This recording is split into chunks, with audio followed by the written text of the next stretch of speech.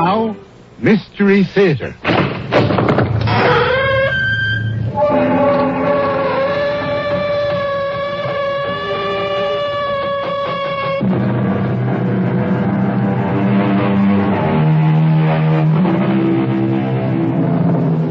Come in. Welcome. I'm E.G. Marshall. There's a very fine line between life and death. So fine, it prompted one writer to tell us that in the midst of life, we are in the midst of death. And in the story that follows, we'll see that where there's love and a will to survive, survive we must. We are going on a journey into the macabre. Come with me to a breathtaking cavern in southern Arizona. Roger Markle, professor of geology, is leading a party of his students on a rock hunting expedition. They're deep below the surface of the earth in this little-known cavern, chipping at specimens of sparkling stone. Hold that light a little higher, Joe. Okay. That's better. Now, can everyone see clearly? Yes, sir. This is a splendid example of pyrite. Pyrite. You'll remember that this is also known as fool's gold because of its yellow color. It's used primarily... Wait. Listen. Good Lord, it's a cave-in. Everybody out! Run to the entrance!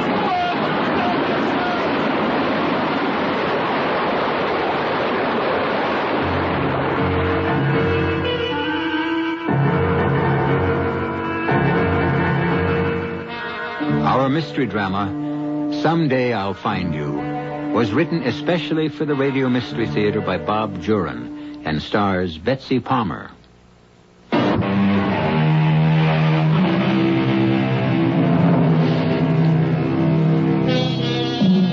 From a cavern in southern Arizona, we go now to a fashionable apartment in Chicago, the home of Professor Roger Markle.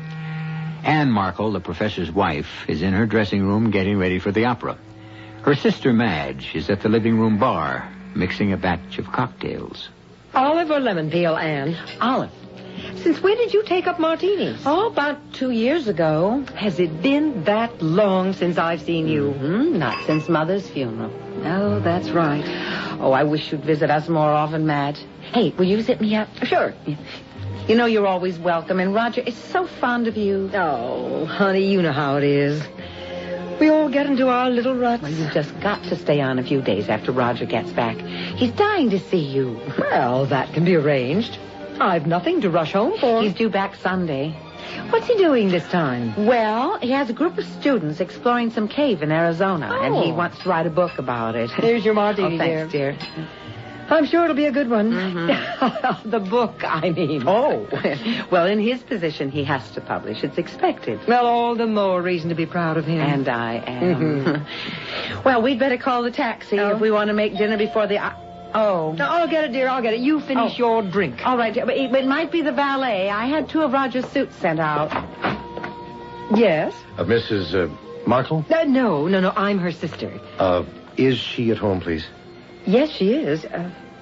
What is it? Detective Holmes, ma'am. I'd like to see Mrs. Markle. The police? Yes. Who is it, Madge? Who's out there? Come in.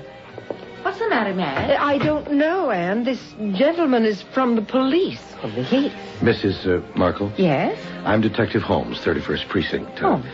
Would you both sit down, please? Well, what is this? It's about your husband, Mrs. Markle. Professor Roger Markle of the university. Roger, what is it? What's happened? Well, we've had word from the state police in Arizona. He was exploring a cave Yes. there. There was a cave-in early today, and Mr. Markle hasn't been found. Oh, dear God. No, I don't quite understand. You say that Roger was in a cave-in? Yes, 3 of the students who were with him escaped. They say Professor Markle got them to safety, but before he himself could get out, the whole wall of the cavern collapsed. Oh, no. Well, that's the story we get from Arizona. Of course, we'll want to question the students more fully when they get home. They're being flown in tonight. But my husband, Roger's still out there. We're not sure of anything yet, Mrs. Markle. They say he must have been buried in the collapse. There was no sign of him. They tell us the crews are digging, but... I've got to go to him. I'll have to fly out tonight. And, dear, there's nothing we can do. No, I don't expect to do anything, but I have to be with him. I just have to be there. Mrs. Markle, the best thing you can do is stay right here. We'll keep you informed regularly the minute we hear anything. Keep me informed? My husband is dying under tons of earth, and you expect me to sit here waiting to be informed? All right, Anne. We'll go. We'll fly out tonight. I think we really have to go, Sergeant. If they find him alive, she ought to be there. That's up to you, ma'am.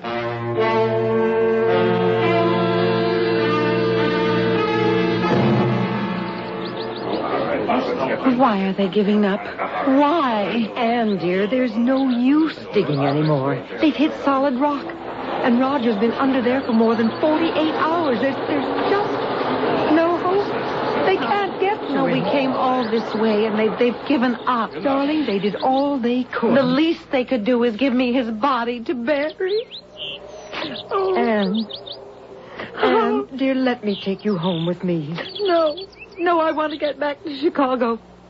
There's so many things that I have to take care of. All right, dear, we'll go back to Chicago. I'll stay with you until you're settled.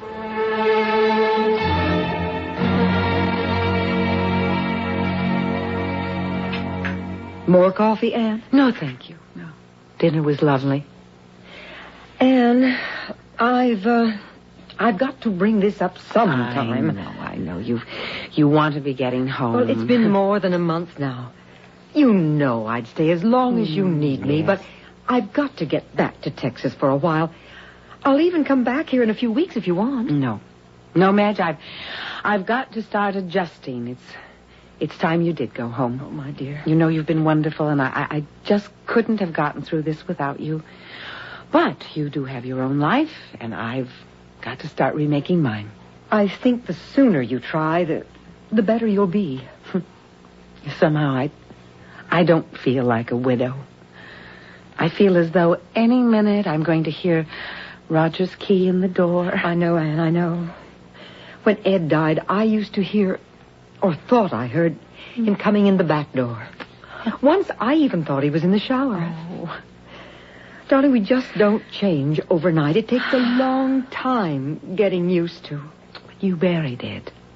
You had a funeral. I know. But, it's just impossible to believe death like this. I have to take the word of someone that I don't even know that my husband is dead.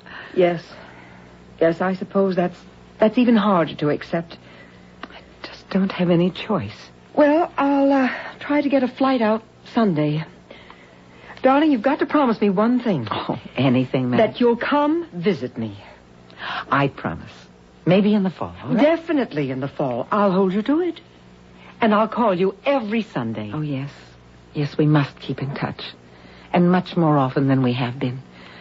But now don't you worry about me, Madge. I do have lots of friends here at the university, and I'll be all right. In time.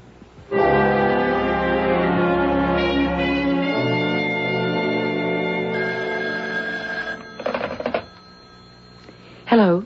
Anne? How are you? About the same, Madge. Well, when I called last week, you seemed more cheerful. Oh, you know how it is. Day to day. Well, I'm holding you to our bargain. A visit in the fall. It's the 1st of October. Yes. Roger's birthday. When can I expect you? Our Texas hospitality is ready and waiting. Oh, I hadn't thought about it, Madge, but how about a week from today? Yes, I think I could fly out on the 8th. Oh, I was hoping you'd say that. I'm dying to see you. Oh, and I want to see you, too. I'm so anxious to talk with you. That's what sisters are for. I'll expect you a week from today.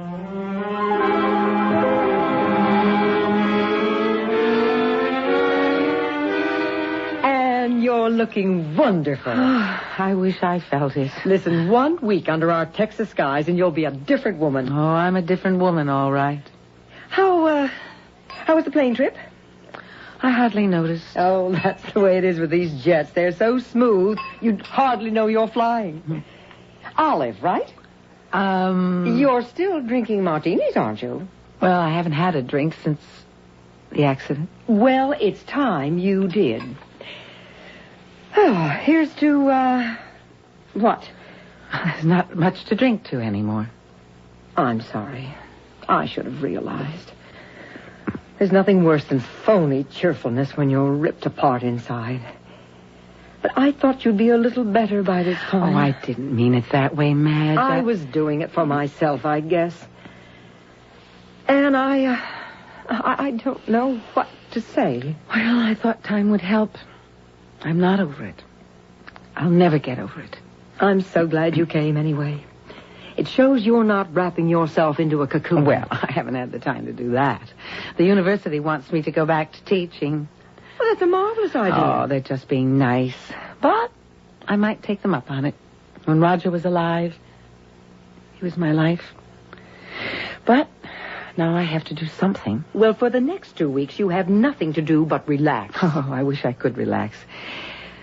If I ever get over this terrible nagging feeling. It takes time, dear. Roger's death was a shock to you. That's what nags me. I've had the feeling that Roger is not dead. It gets stronger. Anne, don't torture yourself with that. I know you and Roger were very close. It's natural that at a time like this you'd feel a certain spiritual bond. No, it's more than that, Madge. This is a certainty I have that Roger is alive. I don't think he died in that cave-in. And sometimes we want to believe so strongly. So that we get carried away. No. This time All right, Anne. Maybe I'm wrong.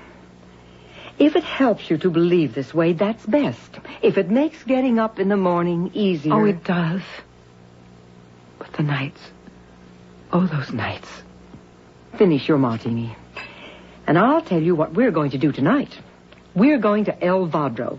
Across the border. It's a typical Mexican border town, but loads of fun. Even on a Monday night. Oh. You just can't be unhappy with all that Latin music, the color, the lights. I don't know if I'm up to that, Madge. I know you don't want phony cheerfulness, but try a little gaiety, huh?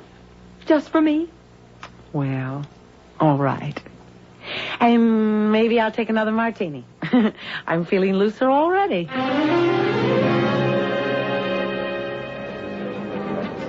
What'd I tell you? It is exciting. Hey, how about a fresh taco? Delicious. Oh, somehow they're better from the street vendors. Yeah, I would like to buy a silver piece. I love Mexican silver jewelry. I know the perfect shop. It's on a side street. Ah. They sell all sorts of stuff, but their silver counter's the best in town. Great. Come on. I spend almost every other weekend down here. Oh, I love it. It is garish, though, Madge, don't you think? Of course. That's what makes it delightful. Madge. Yes? Look, in the front of that shop. The pictures. What about them? I've got to have a closer look. Anne, what's the hurry? What is it? Look at this painting, Madge. Oh, yes. You see it, too. Well, Anne, now, really, it's a good likeness. But even to the little mole on his neck. Oh. Madge, this is a painting of Roger. An exact likeness. And look at the date below the artist's name. August of this year. Yes, I see. That was 3 months after the accident.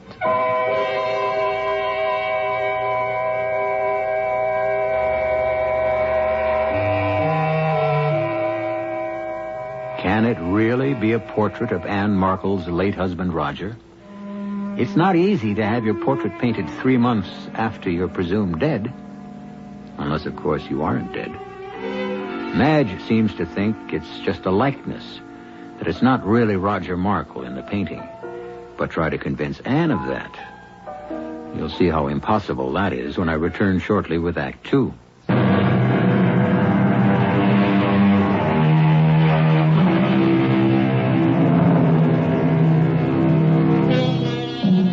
The long arm of coincidence seems to be injecting itself into Anne Markle's life. In a small Mexican border town, she has found a portrait of her husband, presumably painted 3 months after he was buried under tons of earth and rock in an Arizona cave-in. Surely it's coincidence that some artist painted the portrait. But I wonder, perhaps the artist had a model for his painting and has never accepted the fact of her husband's death. It is Roger. There's no doubt. The face, the expression in the eyes, it's Roger. Can you make out the artist's name? I see there's an initial E. C-R-E-N. Crenshaw. E. Crenshaw. Senora is interested in the painting. Very much. It happens to be a portrait of my husband. Ah, Senora will surely want to buy it. Oh, yes, I'll buy it. But I must know where you got it. Why, from the artist. I represent him here. I receive his work on... Oh, you call... it's a big American word. Consignment. See, that is what he calls it. Uh-huh. I display them here and get 20% of the selling price. Well, where can I find this artist, this E. Crenshaw? Senora is interested in buying the portrait? Now, I'm more interested in finding the artist. Would $50 be satisfactory? 100, if you'll take me to the painter. I must talk to him. Sold for $100. All right. American, of course. Yes. The painter lives just outside the town in the flats. Yes, and now can you give me his address? Oh, Senora, there are no addresses in the flats. Oh, just ask anyone for the Americano. Americano. Or look for the greenhouse at the end of the row. Uh-huh. It is the only one that's painted. Excuse me, Senora, I will wrap the painting. And you're only going to hurt yourself even more. The man who posed for this can't be Roger. I'll know when I talk to this E. Crenshaw. I'll be able to tell by his answers whether it was Roger or not, but I already know it is. You're not thinking of going there tonight? Why not? Well, there aren't any street lights out there. Practically no streets. The flats are nothing but tar paper sheds. Well, will you take me there first thing in the morning? Please, Madge.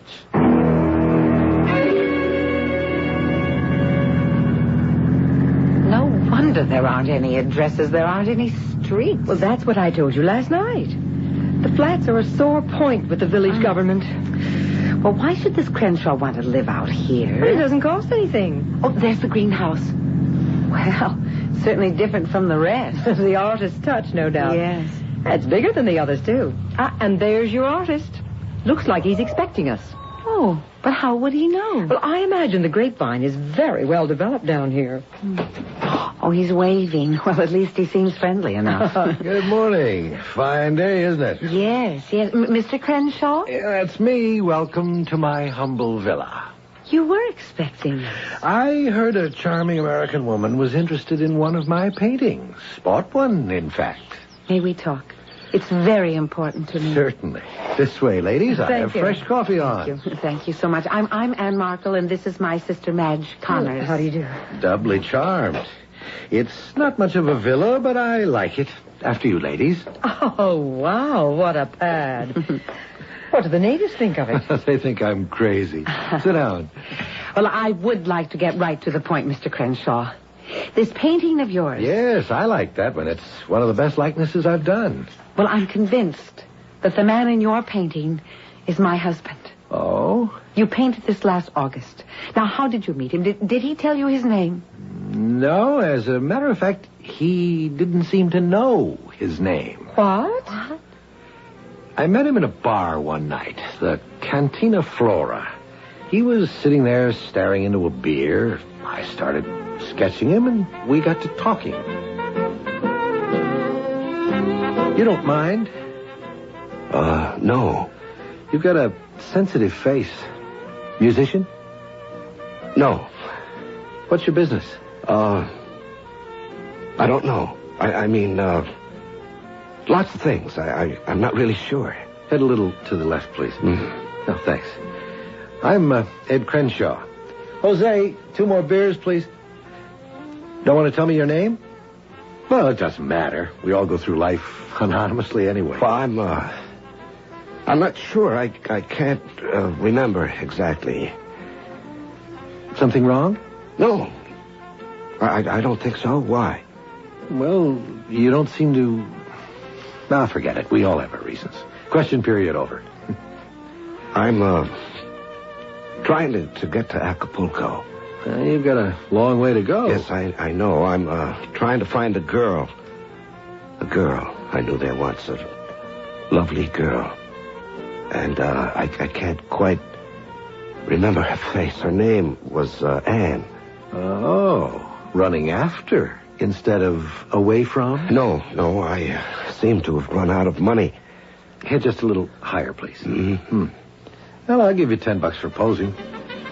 I can probably get you a ride to Acapulco tomorrow for free. I know the comings and goings of everybody in town. Well, that'd be fine. Well, that just about does it. Want to see it? See what? Here. But that looks like someone I know. Oh, I'll fill in the colors later. Listen, you stay here a minute. Have another beer. I want to make a phone call about that ride. Okay? Okay. I went to the phone to call the police. This guy needed help. He wasn't drunk. He was dazed. He didn't know who he was. I figured the police might have something about a guy missing. Mm-hmm. And? I called him and then went back to the bar. He was gone. Madge, Roger's alive. He's been here. He's alive and dazed, and we've got to find him. Now do you believe me? Yes, I do. Mr. Crenshaw, how was this man dressed? Well, work clothes, sort of. And come to think of it, I remember noticing how his face didn't seem to go with the clothes. No, my husband is a college professor, Mr. Crenshaw, and a geologist. Oh, of course. He was in those clothes because 6 months ago he was digging geological specimens in an Arizona cave, and there was a cave-in. Oh. And he was reported dead. I've been a widow for 6 months, but I never believed it. No, he escaped from that cave-in, and he is trying to find me. What? We spent our honeymoon in Acapulco 25 years ago. And I'm the girl he's trying to find. I'm Anne. I know this sounds outrageous, Mr. Crenshaw, but I believe she's right. Professor Markle is obviously suffering from some sort of amnesia. Can we notify the police between here and Acapulco to look for him? Yes, but it's been, almost 2 months since he was here. A long time. Madge, I want to go. Mr. Crenshaw, you've been so kind. May I offer you some money? No money at a time like this. But promise to let me know what happens. Oh, I promise. I do promise. Come on, Madge. I'm going to the police, and then I'm flying to Acapulco, to the hotel where we spent our honeymoon. Good morning, madam. I have a reservation. Mrs. Anne Markle? One moment, please. Yes, Mrs. Markle, room 511. Will you sign the registry, please? Of course. May I ask how long you've been on the desk here? 4 years, madam. Would you look at this painting, please? Tell me if this man has checked in here in the last month or two. I would not want to get involved, madam. You would have to see the manager for that. No, please. This is a painting of my husband. And I have a very strong reason to believe that he may have come here in the past 6 to 8 weeks. You see, my husband is suffering from amnesia. Yes. This gentleman was here about 4 weeks ago. Oh. I remember him well. You do? Yes, he left without paying his bill. I'll take care of it. I'll pay it. But tell me, when did he leave? Did he say where he was going? No, madam. I remember I was on the desk when he came in. I had just come on duty. Good afternoon, sir. I'd like a room, please. A certain particular room. Oh, we are fairly well booked, sir. Which room did you wish? Well, it faces the water, and there's a little balcony, with flowers. We have 200 rooms like that. Oh, well, let me think.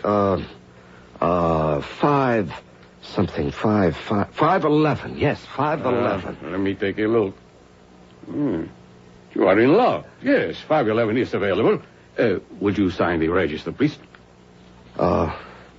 Yes. Is there something wrong, sir? No. I'm just trying to think.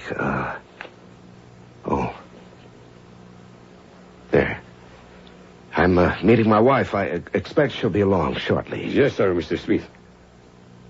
Smith? You signed the register, Mr. Smith. I did? Wait, yes, sir. Well, how very curious. I wonder why I did that. Well, sir... My name is, That's funny. May I have the key, please? Yes, sir. I'm going to our room, and you tell Mrs. My wife I've already gone up. I saw him around the hotel for a day or two, and then he vanished. Room 511 was our honeymoon suite 25 years ago. Look, may I see the registry, please, of the day that he registered? Oh, yes, madam. Let's see, September 20th, 30th. Yes, here it is. That is the gentleman's signature. John Smith. Yes, that is my husband's handwriting. He used the room, but never checked out. In fact, one moment. In the safe here, I have something one of the maids turned in. Would this have belonged to your husband? I gave him this ring on our 10th wedding anniversary. And this Mr. Smith was actually your husband? There is no doubt of it now. How was he dressed? Oh, I don't really remember, madam. Well, was he in, like, work boots, and clothes? No. If he had been, I would have hesitated to accommodate him. He was wearing an inexpensive suit, I believe, and he had only a small suitcase. Yes, he must have bought the clothes in Il Vadro. If Madame would care to consider the bill. Oh, of course, and add it to mine. I'll be here for a while. I'm going to try and have the Acapulco police search for him. They will be quite cooperative, Madame. But this was 4 weeks ago. You think he has reason to stay in Acapulco? I don't know. He's suffering from some sort of memory loss, and all I can do is look for him, just as he seems to be looking for me.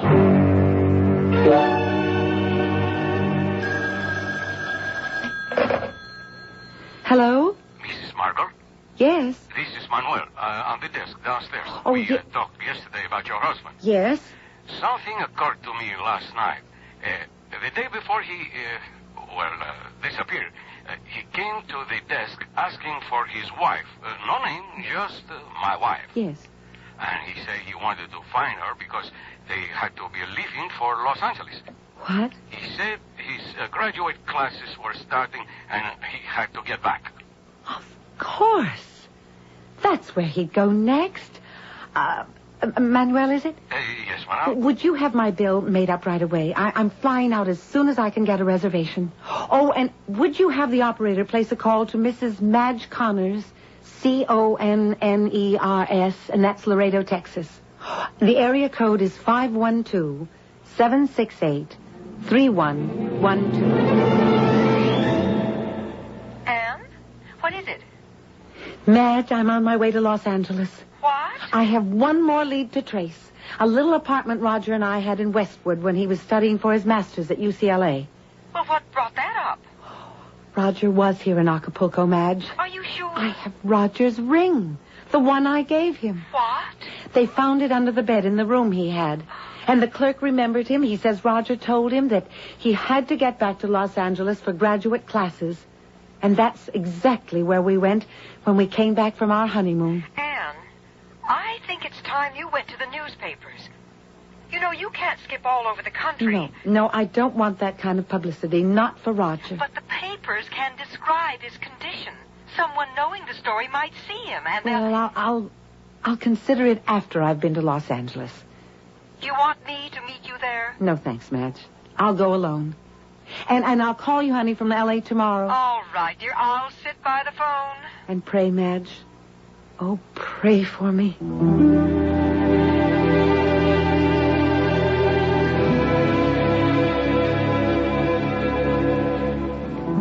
On a wing and a prayer, Anne Markle goes to Los Angeles for one more trace of her missing husband. It appears that Professor Roger Markle, stunned from the cave-in he escaped in Arizona, is wandering through his past life trying to find his wife, Anne. And Anne is frantically trying to follow his trail and, with luck, to intercept him. We'll pick up the trail that leads to a surprising outcome when I return shortly with Act 3.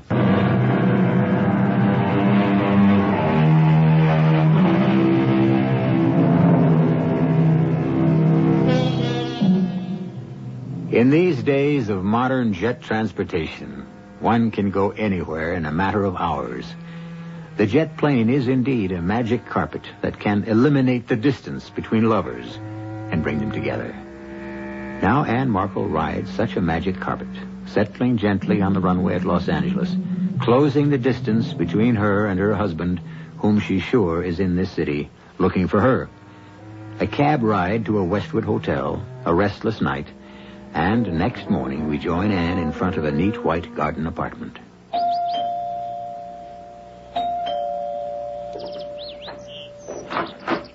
Yes?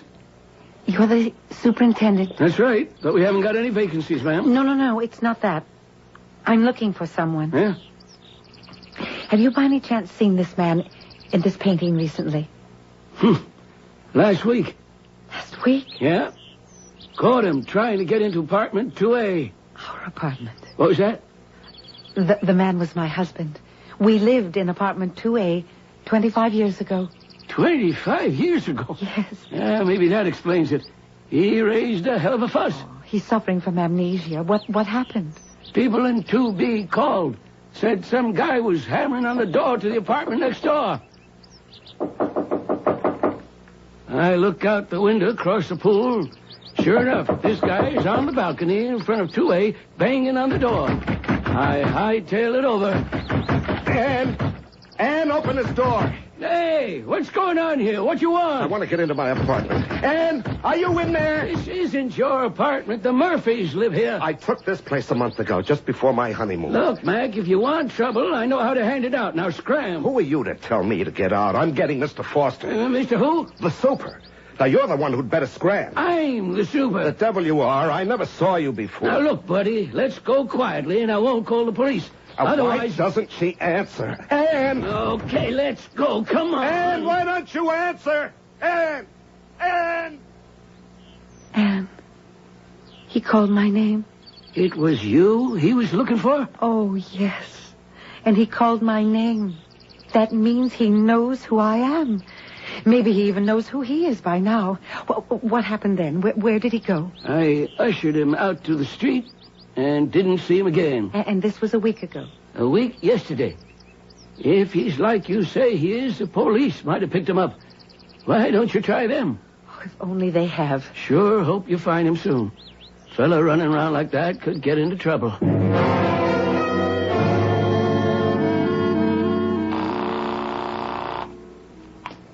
Hello? Madge, it's Anne. Anne, what's the news? Roger's on his way home to Chicago. I'm flying out immediately. What? Will you come and stay with me? I need you now, Madge. Well, of course, I'll leave tonight. But how do you know he's going home? He got a ride. He might even be there looking for me. And look, I'm going to tell you all about it when I see you. And I even hounded the airlines, trying to see if Roger might have flown out of Los Angeles during the week. And nothing, right? Now, come on, stop the cat and mouse and tell me how you know Roger's in Chicago. I was having lunch in a little coffee shop in the valley. Yes? A truck stop, really.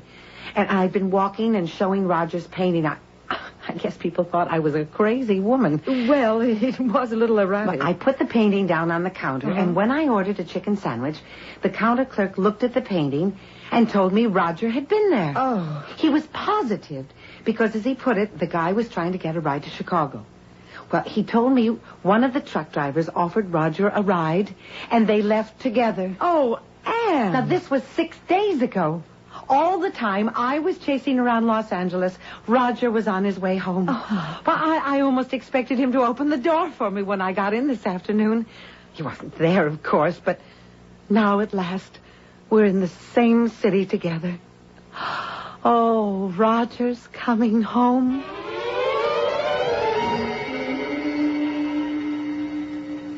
How about a movie tonight? No, I want to go to Kelsey's. Again? We've been there 3 nights in a row. Madge, I feel so sure that Roger might turn up there. We spent so many happy evenings there when we first came to Chicago. Honey, we've got the police and all the newspapers on the lookout. Why don't we just sit tight? I can't, Madge. I have to keep doing something to keep from going crazy. Okay, Kelsey's it is. But I think that bartender is starting to wonder about us.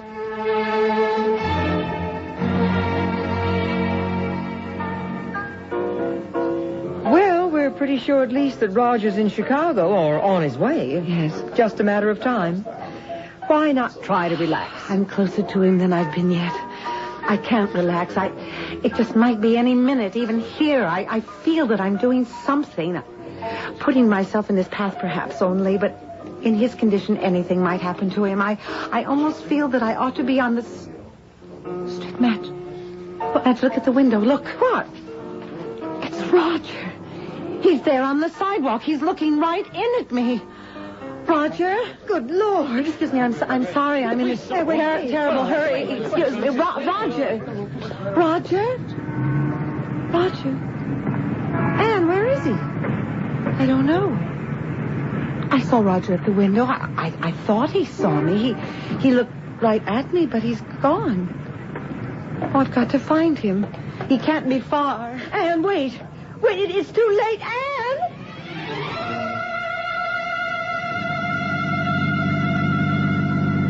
Oh, thank heavens for you, Lieutenant Holmes. Well, I heard the call come over the radio. I'm curious. I knew immediately it had something to do with this Professor Markle. I'm frantic about Anne. Where could she go? Well, she could have turned down any of these side streets. Oh, she's so upset she'd take any chance to find her husband. Mrs. Connors, do you think Professor Markle is alive? Why, of course. I mean, Mrs. Markle isn't imagining this, wanting to hope. I thought it might be like that at first, Lieutenant, but I was with her when she found the painting and when she talked with the artist. And then Professor Markle did turn up in Acapulco and in Los Angeles. And you saw him tonight? Well, Anne saw him first. My back was to the window, but when I turned, I saw someone moving away. Well, if he's alive in this city, we'll find him. Tonight. Mrs. Markle, too.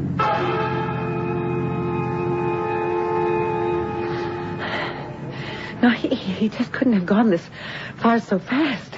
He didn't recognize me. He looked as though he didn't even see me. Maybe I'd better go back. He couldn't have come this far. Oh, Roger. Roger, where are you? Anne, over here. Madge, is that you? Oh, thank God we found you. I called the police. I'm with Lieutenant Holmes. Come, get in. Oh, Madge, I've lost him. I've sent out an alert on the whole area, Mrs. Markle. We'll find him. Get in. We'll keep on cruising. I just didn't know which way to turn. I took a chance and went left, but he must have gone the other way. We'll cruise back. Keep your eyes open. It's harder to recognize someone at night. Madge. There, look. Huh? That man at the end of the block. Where? I think... Yes. Oh, stop, Lieutenant. Please stop.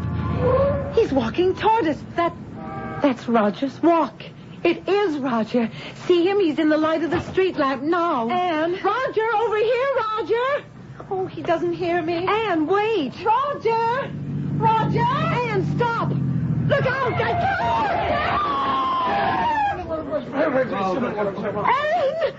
Oh, God! Anne! Car 51 to headquarters. Ambulance to Elman Springs. Ambulance. Come on.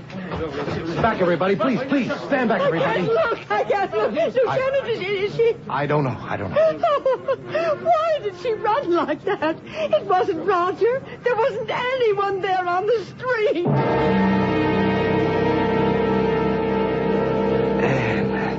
And there you are. Oh, Roger, at last. Oh, I've been looking everywhere for you, I darling. know, dearest.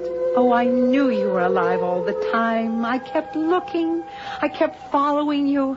I never gave up. You were following me? Yes. Well, I was looking for you. I couldn't find you at the honeymoon suite, and then in Los Angeles, our old apartment, remember? Yes. Well, you weren't there either. And I was confused. I kept trying to think, where would Anne go next? And then I knew. Yes, we left Los Angeles when I got the teaching job in Chicago. And that's just what I did. When I learned you were on your way to Acapulco, I just knew you were looking for me in the old places. I tried to think where you'd go next. Yes, two minds with a single thought. Because we've been one since the day we were married. Yes. Oh, Anne, I knew that someday I'd find you. Come, Roger. Oh, let's go home. Home? Mm-hmm. To our apartment. Well, that isn't home for us anymore, Anne. Roger, dear. I know you've suffered a terrible shock, but we'll work it out together. You'll be fine. It'll take time, but trust me. You don't understand, do you, Anne? Oh, I do, darling. And I'm going to help you. No, I should have realized. It's too soon. But what's too soon? You'll understand in time. What is it, Roger? What are you trying to say? I didn't realize the truth until I saw you. And now I know. And you'll know soon, too, my darling. Roger, I trust you. If you say so, then that's enough for me. Come, Anne. It's time for us to go. To be together, always. And that's all I want, Roger, is to be together, always. Hey, don't look so worried. Let me tell you the trouble I had realizing just what was happening. I'm sorry, Mrs. Connors. There's no pulse. Oh, dear God. Mrs. Markle is dead.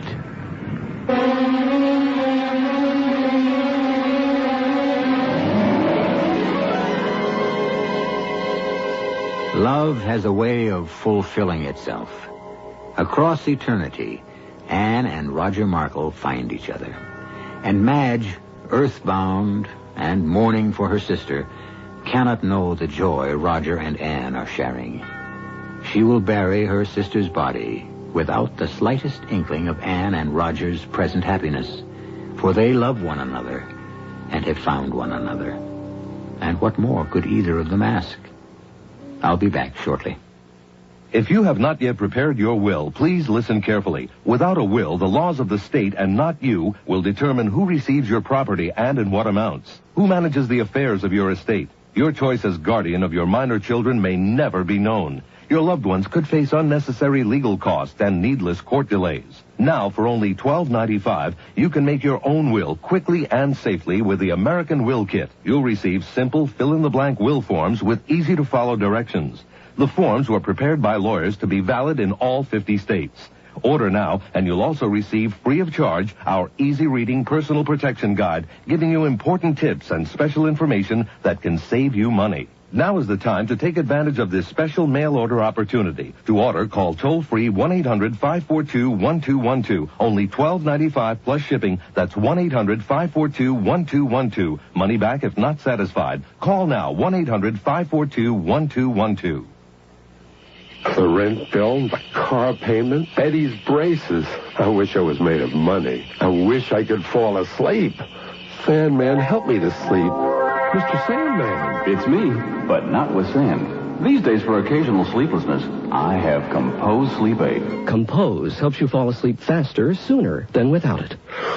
I'm sleepier already. Sleep well. Compose. Use only as directed. COMPOZ. Recommended by the Sandman.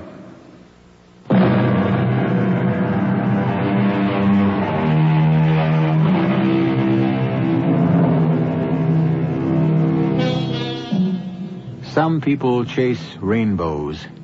Others chase butterflies. We're all pursuing something in life.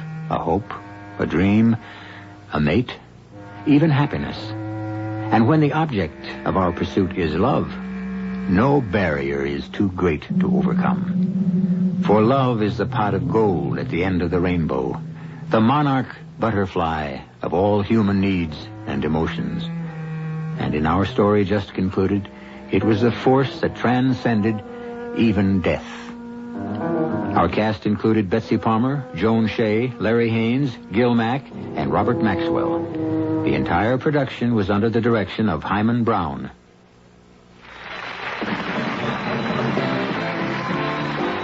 Here on the Family Game Show, we've asked our contestant parents how often their children exercise. Parents, what's your answer? 1 hour a day. What do you say, kids? Almost never, except for 10 minutes of recess at school. We had no idea. Don't feel bad. Most parents overestimate the amount of exercise their kids get. They often think their kids get all the exercise they need at school. Now, Don, what's the winning answer? How much exercise should kids get? Well, Bob, it's 1 to 2 hours of vigorous exercise a day. You know, daily exercise is a must for all of us, especially young people. 1 to 2 hours each day will keep young people fit and healthy, more alert for school, better able to handle stress, off the streets, out of trouble. Parents, you can win big. Make sure daily exercise is a part of your family game. Remember. A message from the President's Council on Physical Fitness and Sports. This is E.G. Marshall inviting you to return to our Mystery Theater for another adventure in the macabre. Until next time, pleasant dreams.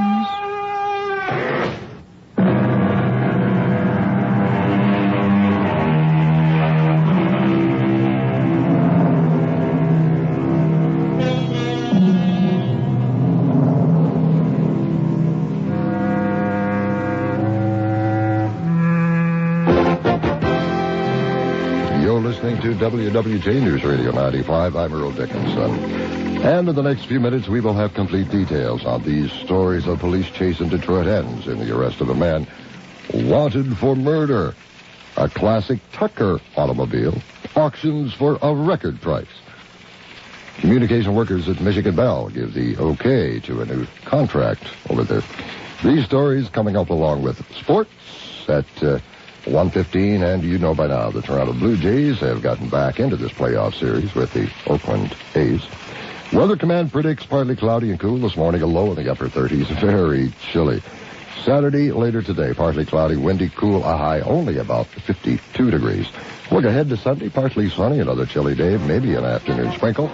A high pushing that 50-degree mark. All news, all the time. News Radio 95, WWJ, Detroit. CBS News. I'm Jim Chenevey. Some low-income elderly folks can sleep a little easier. The Senate has refused to repeal catastrophic health coverage. The upper chamber instead voted to preserve some benefits of the plan while killing off the unpopular surgery.